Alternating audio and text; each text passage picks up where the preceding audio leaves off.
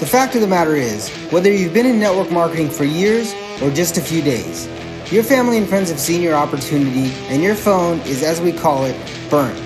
If you're anything like me, that's a scary thought. So the big question is, how do entrepreneurs like us, who love the network marketing profession, who no longer want to be that guy, and are tired of convincing people during uncomfortable let's get coffee meetings where they say, what's this all about? How do we market in a way that aligns us with our dream clients and expands our network of upfront and transparent professionals, allowing us to get our time back, our families back, and gain a real passive asset?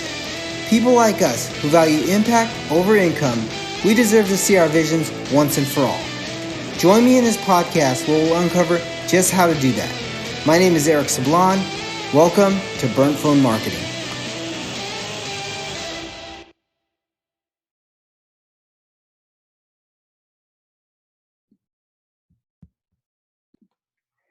Hey guys, what's going on? Eric Sablon here with Burnt Phone Marketing, and I'm super excited. I have what she calls, or let's call it together.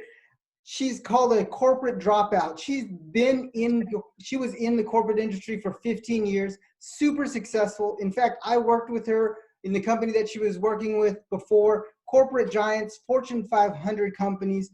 Right now, she made a shift to a freelance VA. So she's doing a virtual assistant business. She also is launching a podcast, and we're going to talk a little bit about her podcast coming up. But she's a mother. She's a great friend of mine. We've known the family forever. Please welcome Bree Bieber. I know, you catch yourselves, right? It's those 3 B's. Bree Bieber to the show. Welcome to the show. Thank you for having me. I appreciate this. This is fun. And while we've known each other forever, really talking shop is new, because the shop that we've talked before has been about the business that I worked in and that you work in too. So this is going to be fun. This is going to be fun. It will be. It will be. Get your pens and paper ready, because she's going to drop some knowledge bombs and some nuggets, and she might throw some stuff out of left field that you might want to just catch. It's true. So I'm going to start off, and basically I'm going to ask you, tell us a little bit about yourself. You grew up in Alaska, and what you were doing before. You don't have to go into specifics in the companies, but what you were doing before, and then what drove you to the transition to where you're at now. Okay. So I left state after high school, attended college, started my career down in Nevada, and I worked for hotels, casinos, and event planning. Lots of fun, but big business. Again, everything you're going to hear is a lot of big business. I moved into the fashion industry, working for a watch company called Skog in Denmark. At the time, it was a smaller company. It is now been purchased by Fossil brands, and so it grew significantly. Loved that job. I felt like I was part of family, part of something big, got your hands into everything. Really cool business to be in. Managed 6 of their sales divisions. Some of my top customers were Amazon and Disney. And so then in 2011, I had some life changes that took place and some shifts, and I needed to get home. So I moved home, worked remote for them for 1.5 years, and then ended up leaving and joining the wine industry. It was here, a local business that's a distributor, and went in for a job interview. Didn't even know what I was really going in to interview for. Once they asked me if I knew anything about wine, and my straight and honest question was, I don't know anything, but I like a Chardonnay that's served at a restaurant downtown, but I can learn it. I can learn everything. I left that interview, went to Barnes & Noble, bought a Wine for Dummies book. I got the job.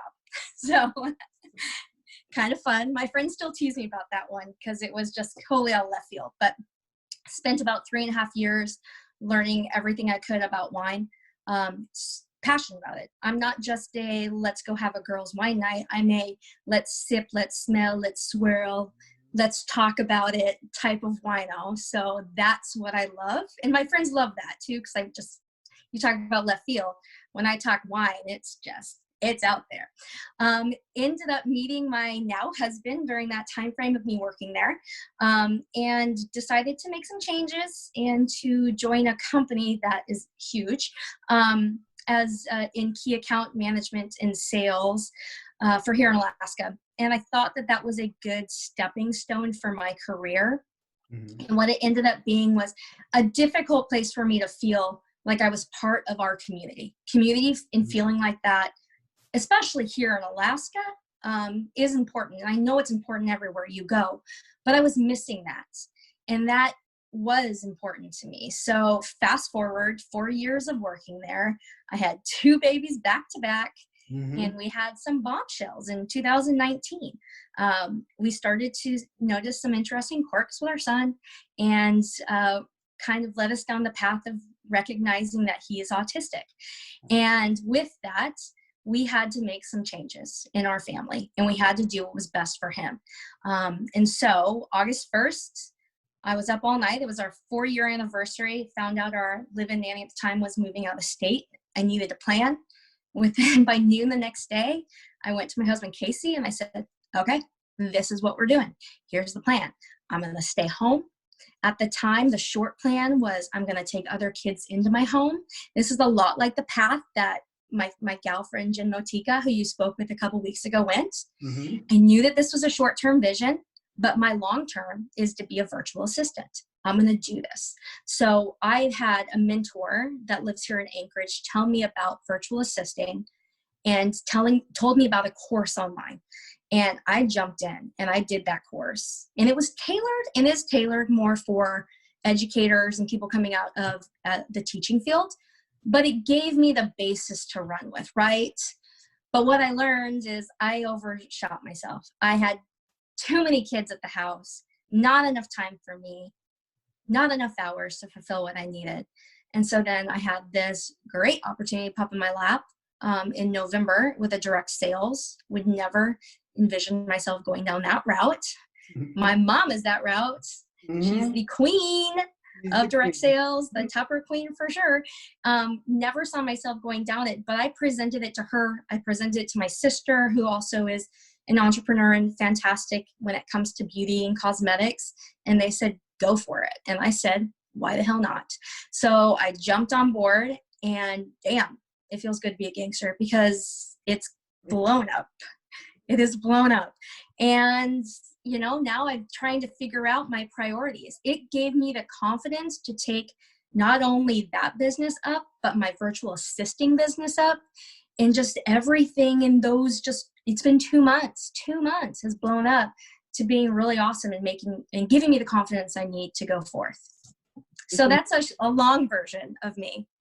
That's a good version. It's amazing what happens if you just get a little, like that taste of success, like just elevates you and elevates you and elevates you. And, you come from a successful, your mom was, one of the Tupperware queens of Alaska, of the Northwest. So you've come from an entrepreneurship family.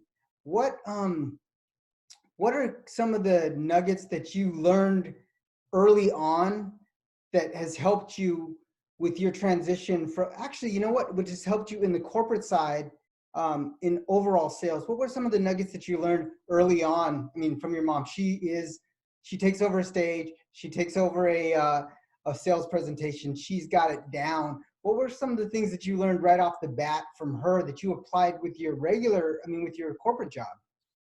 Well, I think a big one is my mom has never been a product pusher, and I'm not a product pusher. I'm a relationship marketer. Mm-hmm. That is huge. Like, if you are going to sell something and be behind it, then you better stand behind it. You better love it. You better mean it. And you better know it.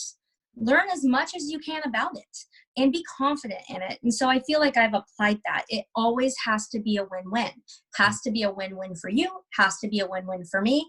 And if it's not, it's easier just to part ways or send them in the direction of something that's right, because they'll remember you. You don't burn bridges. You build bridges. You build relationships. Wow. That's a big one. If the audience is listening, all business is relationship business. I mean, there's so many people out there that have burned bridges and they don't realize what they've done because you don't know what that next person is saying about you or could have, references, and word of mouth is so big and so big. And in the community that we're in, the small, tight-knit community, word travels fast. And I mean, I think that's why you've been so successful so quickly with your business, is because of you actually have a really good relationship business. You have a good book of business, like Haley says, book of business. You have a good amount of people to talk to, but you also have some of the best. I mean, like overall, like you are probably one of the most. God, I'm losing the word, but the most. I'm gonna go fill in the blanks. Yeah, I know. But trustworthy and honest person I know, and that helps you with your sales. I mean, even when we were working together in our other company, it was like you knew all about my business, and I was coming to you to learn some new stuff. So I mean, that's a huge thing. So well, I think when we talk about burning bridges and the rest, that's not just in business, like that's in life. Mhm. So, my Rolodex of people that I know, they are from elementary school to, like, I went to 4 different high schools, 5 different times, college, moving to Nevada, working the businesses I do. You keep those and you build from them, and you build a trust. And a lot of social media nowadays is, I'm not going to pretend not to be a political person. I love politics. I thought that was the route that I would take in life. I'm very passionate about it, but I'm respectful about it. Mhm. And a lot of people are missing that you can have a relationship with people that you disagree with, or companies that you may not feel are in the right, but you have to respect it. And because of that respect, I think that comes through as trust. And so if you're selling something and you're showing something and you seem trustworthy, then you're good. You are right where you need to be. Yeah, people buy from who they know, like, and trust. And right. You create that, and you've created that every time. Every time I met you, the people that you hang around with, definitely, I see that. I see a huge passion with you also. Going back to that, like you talked about building a relationship, keeping those relationships. I read a book a while back called Dig Your Well Before You're Thirsty by Harvey Mackay, one of the best books I've ever read. It has something called the Mackay 66, which is honestly, with anyone out there in sales, they should actually look at the Mackay 66. It's basically 66 points for your contacts that you should know about them. And it talks about, everything. And it's a great tool. What I'll do is I'll put the link into our, our landing page, so that way everyone else can get the Mackay 66. It's phenomenal, and it makes you think about a little bit more and dig deeper into the relationship of your customer, of your client, of your prospect, and who you're talking about. Because relationships build a bond and build a trust. So that's a big thing. I'm glad we're kind of going off script. I like this. We are. Sorry, a little off script, but I love this because it's really, really deep. So this is a marketing and this is a marketing and sales podcast. So I just want to ask you, what was your toughest on your corporate side? What was the toughest? You don't have to go into names. What was the toughest close you ever had? And then what was one of the biggest deals that you remember that was probably one of the best? You don't have to go into names, but like a little story about how it worked into it and what you felt when you were done. I don't feel like any of my deals were tough. I mean, that sounds bad, because if they're tough, then I don't feel like they were easily presented as something that would be a win for the customer. Like, if you don't tailor what you're presenting to someone, they're not going to buy it. If I have to talk you into it, then you probably aren't truly making the best decision to begin with. Some of my best relationships that I have, oh God, there's so many. In general, I think everything that I did in the wine world was great, because I was with those customers daily. I got to see what they were doing, and I got to see the product on a menu. I got to teach and train, educate, do wine dinners, all of that. I mean, that was it's so hands-on. And so those are my favorite. Just going and presenting something as sales on a silver platter is just not my cup of tea. I've learned like I have to be passionate about the product and I have to be a part of the product.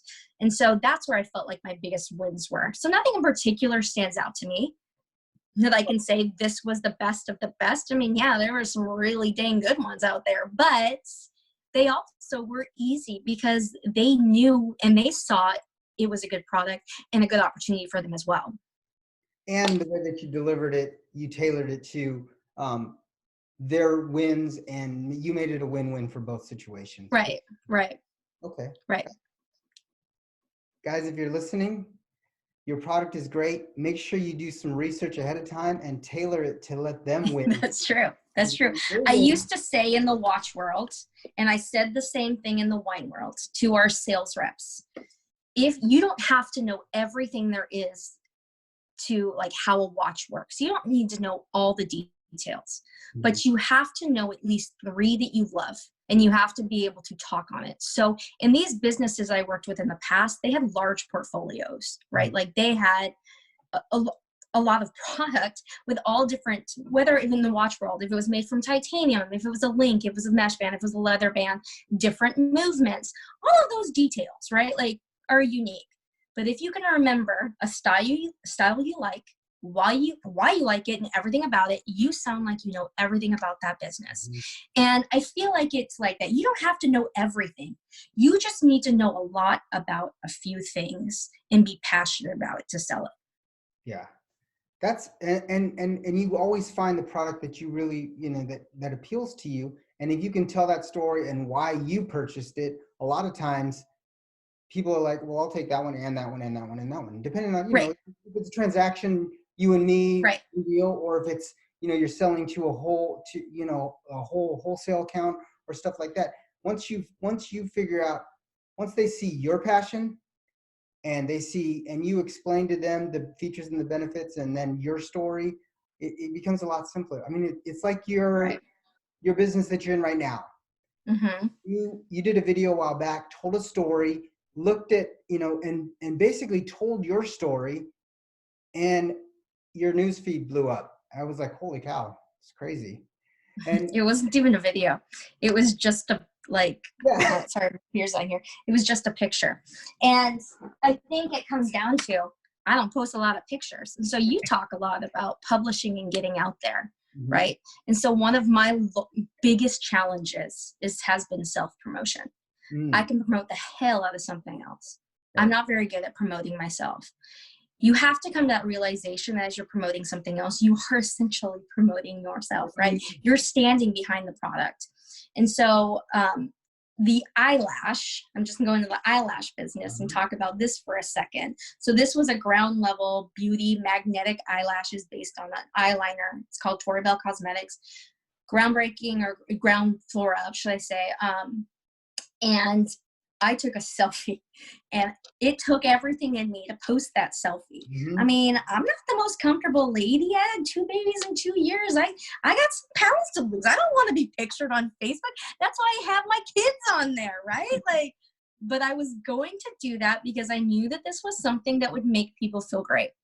And so I did it, and it was just like, all of a sudden I'm just getting blown up. And then fast forward, when I post something on Facebook, I'm very intimate about it. For me, it's very detailed. I tell a story. It's a storytelling. Everything you do is a story. And so, I share memes, I share little things, I share pictures. But if I write something, I really hope that people stop and read it, because I put a ton of time into writing that. Yeah. That's why I don't write a blog, because it would take me 5 years to post like one blog entry. I can't even get a little script or a little content script on social media. But anyways, back to self-promotion. Self-promotion has been something super challenging for me, and I know it's challenging for other people. And so I've heard you say, like, what's something that you would have done differently when you start your business? I would have self-promoted right away. I let that drag on. I hesitated. I wanted a finished product. A lot of that, I feel, is taught to you when you're in the corporate world. You don't go in with something half done. You go in with something full. A lot of times those templates are created for you. You're just going in, filling in the blanks, filling out the positives, and you're selling it. Right. And here I was trying to sell myself. And that was hard. The other thing that was really hard was me determining who my target market is. Mm-hmm. And that is one of those things that I get that you have to tailor in, but I don't exactly know everything I want to do right now. I'm a lifetime learner. You give me a book, you give me a task, I will figure it out. And then I'll decide if I like it or not. If I don't like it, I don't want to touch it. I got into working for myself as a VA and doing the online business management because there were certain things I did not like about my previous jobs. Now, those are skills. I'm good at those skills, right, Eric? Like, we're good at these skills. But it doesn't mean that we want to do those skills again if we're working for ourselves. You don't want to do that. You need to really figure out what it is that you love, and that's what you roll with. So I'm still at this, like, where's my heart emoji in my work field with my VA that I love doing so much because I know what I can do. I can do anything. Right. But that I don't want to do everything. And another thing with your market is if you like finding your perfect client, and if you market yourself to everyone, you market yourself to no one. Mm-hmm. And so you have to be able to take that and really dive deep to where you want to be focused and what your vision is. That is a huge one, because one thing that you said was I did a class not too long ago called the One Funnel Away Challenge. And the first thing that Russell Brunson said was, find the who, not the how. Right.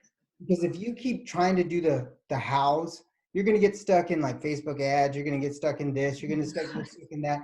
And those algorithms. Literally get stuck in this little turmoil of nothing and nothing and nothing. And you're a business owner or an entrepreneur, and your goal is to do here. Like, one thing that I've really took on with Burnfield Marketing is I need to look at it from a 30,000 foot view and then a 10,000 foot view, and then figure out who's going to look at it at the 500 foot view.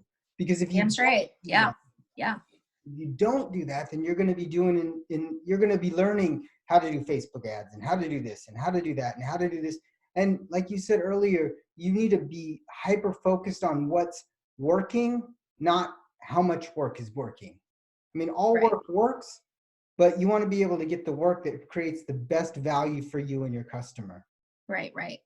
And we talked about confidence, and let's talk in a second. So maybe you are like, what do you think about imposter syndrome? Like, what is your challenge of getting over imposter syndrome? Because for me, I would love that advice from you. I feel like there's so much that I don't know that I need to know, but I'm like, well, yeah, I can figure that out. I can do that. How do you get past that? Like, where are your resources? So my resources on imposter syndrome is literally, if I can just like you said, you're a student, and I don't market to somebody that's 2 or 3 or 5 or 20 steps in front of me. I market to the people that are either, a chapter with me or 2 chapters behind me, because I know that the information that I've learned in the last 5 years in marketing and social media and mini chats and ClickFunnels and all of these different mentors that I'm using, I know that not everybody is there. In fact, every time I go into a meeting about marketing, there's always 1 or 2 things that I'm like, have you heard of this?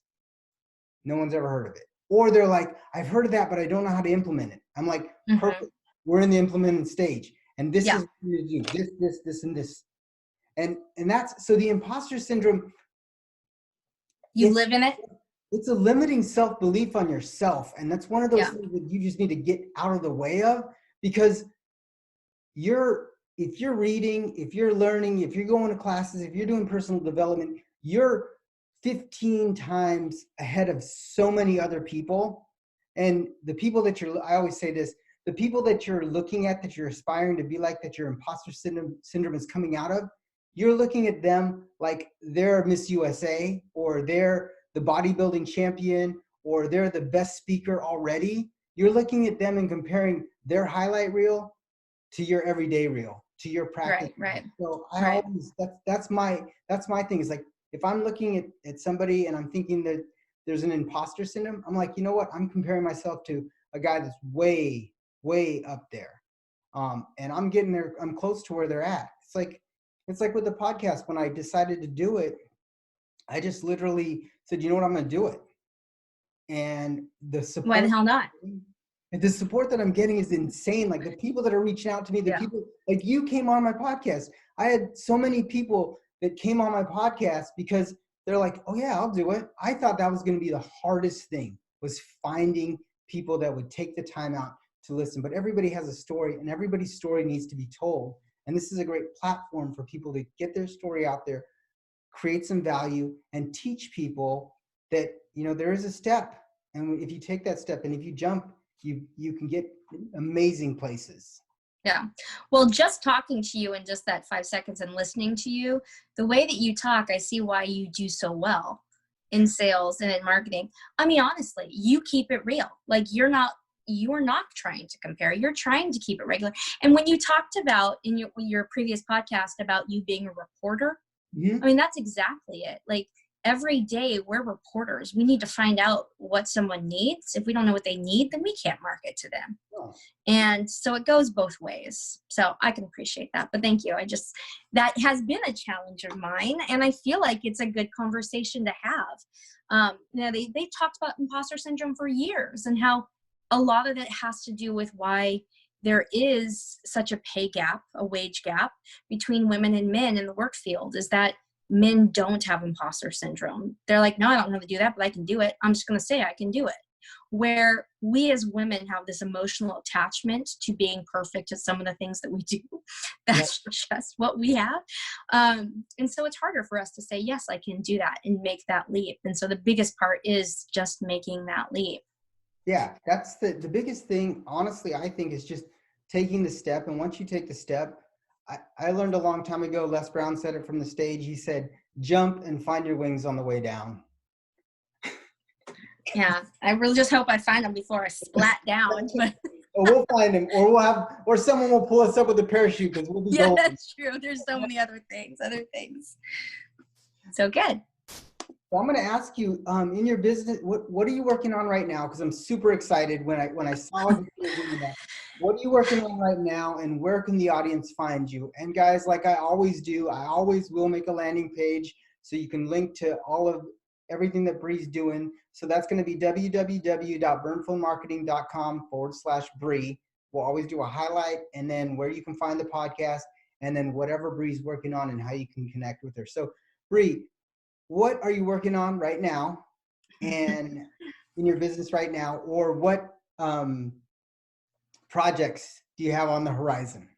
Got it. So in my VA work, I am in that field of a lot of discovery calls and finding the perfect clients.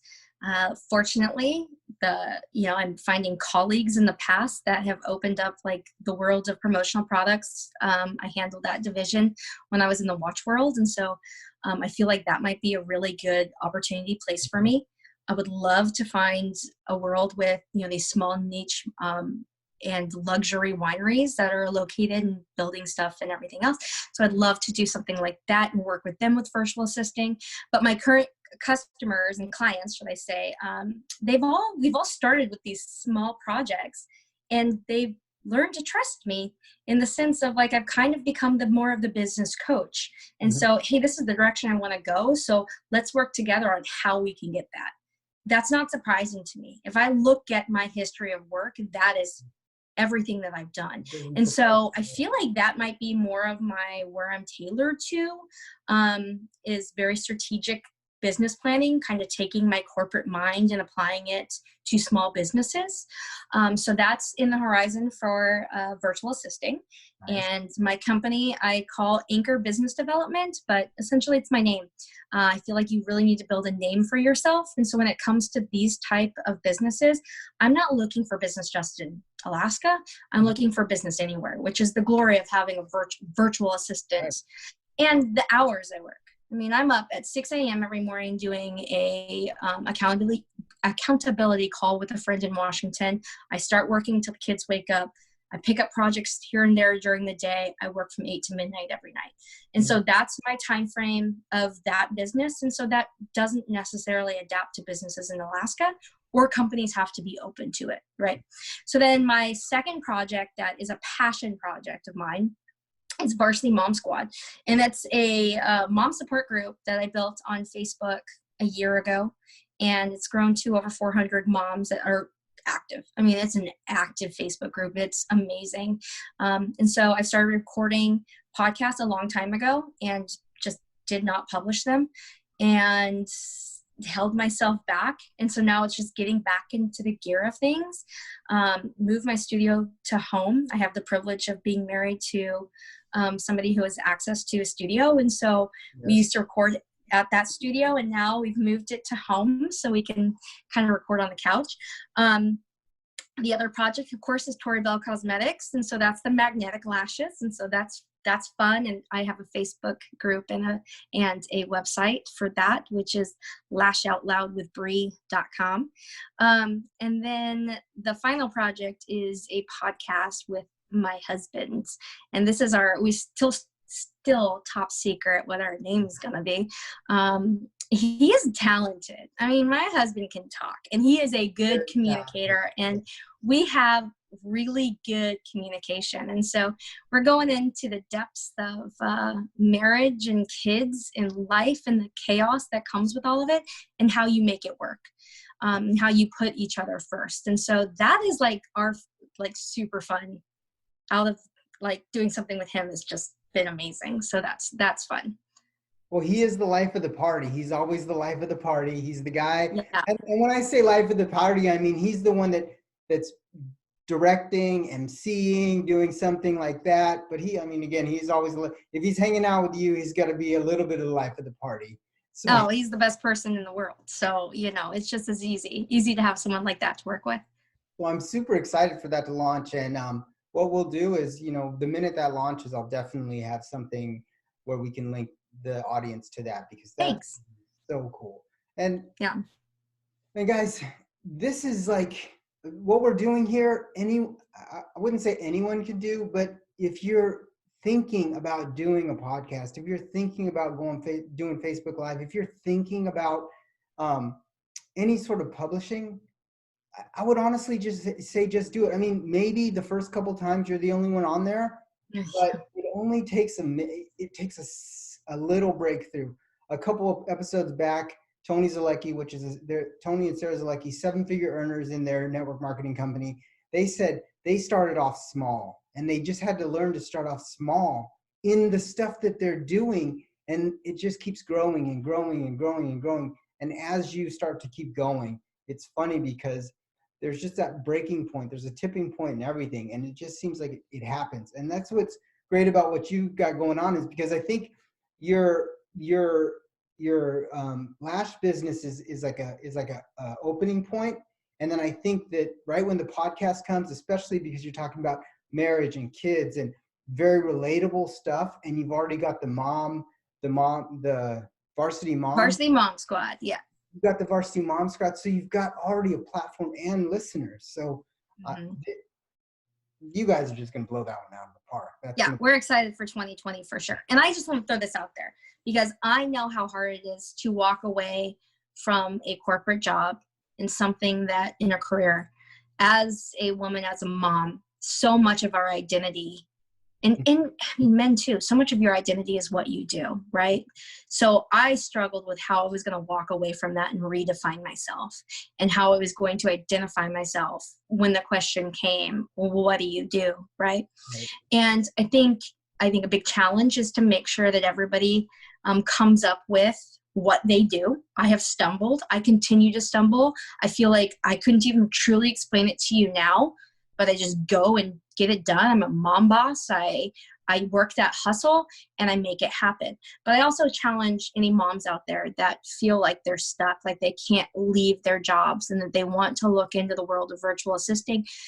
Find me, message me. I would love to just have a chat of making that jump and some ideas to make it happen, because surprisingly, there are ways that you can make it happen. And sometimes you just need to have a motivator. You need to have that mentor that shares that. And that's what my friend Julie was to me in providing me with the information of where I go. And I feel like I could be that for so many other people. So message me, find me, let's chat. I would love to give you some insight. So listen to what she said, messenger, finder. Can you tell that the person that she is cares about the person that you are? So just remember, what you give Thank you. out, what you give, you get back tenfold, 10, 15, 20-fold. Bree hasn't been, she's been in so many really, really cool places, so many cool jobs, so many cool positions in corporate life, and as a mom and as a wife, and she's still reaching out to you saying, you know what, I can help you. Reach out to me. I can be a mentor. I can do something. I can at least walk you through some of the steps that I took. And a lot of people just need that little mentorship, that little shift, that little touch, that little nudge, and they'll jump. It's true. It's true. Thank you, Eric. I appreciate that. No problem. I'm speaking the truth. So the last thing that I always ask, the last thing that I've always asked is, you're on stage, you're at a Facebook Live, you're finishing up a conversation with wherever you're at. What is the Bree Bieber mic drop saying that the minute that person walks out, gets up, turns around, knows exactly who you are, and knows exactly what your message was? What is it? This has actually been defined today, Eric. So you have motivated me to come up with this. But honestly, the saying is, why the hell not? And so this has come from, this week has been a week, right? Like, we all have weeks. This has been a week. And I've heard a lot of like, no. I mean, in regards to my son, in regards to medical stuff, in regards to business. And my response in my head is always, why the hell not? And then I thought about that and went, God, it's such a negative twist, but I need to apply that in a positive way. I need to be out there and I need to say, why the hell not? Why don't I jump at that opportunity? If I saw, I wish that I had jumped into the magnetic lash business 3 weeks earlier, just 3 weeks earlier. It would have made a huge difference. Why the hell not? I held myself back. I wish I had jumped into being a virtual assistant when I first learned about it in November of 2018, 2 months after having my daughter. But why the hell not? I didn't do that. And so my big thing right now and in 2020 is approach everything with, why the hell not? You've got nothing to lose. Ask for your business, build that relationship. If they say no, keep it up, but keep it personal. Don't push. They'll come back. So that's my why the hell not. I love it. Why the hell not? So your why the hell not reminds me of Mel Robbins, the 5-second rule. She says some amazing stuff, but why the hell not, guys? Whatever is stopping you, whatever you guys are thinking, like, I can't do that, whatever the excuse, whatever the false belief, whatever it is that is holding you back, take Bree's words and say, why the hell not? Like, look it right in the eye and just say, why the hell not? Because you never know what's on the other side of the bridge until you take the first step and the decision to go to the next side of that bridge. So, Bree, thank you so much for jumping on. Like I said, guys, action-packed with good stuff, always. I mean, she's totally off track. Totally off track. Totally off track. We have a script, and we totally went off it, but it's good. We're on it. So, guys, always listen to the full outro. I always give something away for free. I will be adding Bree's Bree's page, www.burnfulmarketing.com/Bree, and you'll be able to link to all of the locations that she's at, the Mom Boss, the lash business, the virtual assistant business. We're going to link it. Yes. And we will link We'll just keep adding to it. It'll just be drop down. Click here, drop down. Click here, drop down. So we'll do all that for you guys. Listen to the full outro. I appreciate you guys. It was a pleasure having you on. And guys, I will catch you on the next episode of Burnt Phone Marketing Radio. Thank you.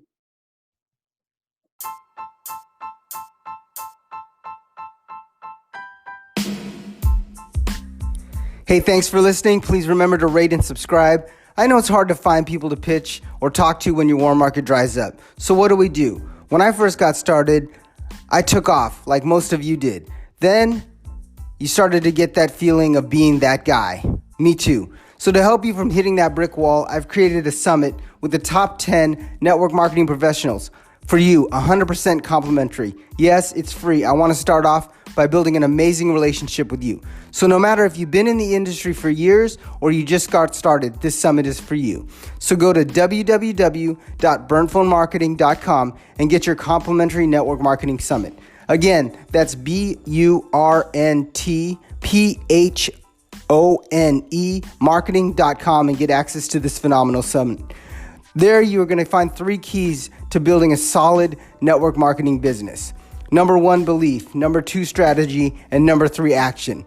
So to get access, go to www.burnphonemarketing.com and get your complimentary network marketing summit. Again, that's burnphonemarketing.com.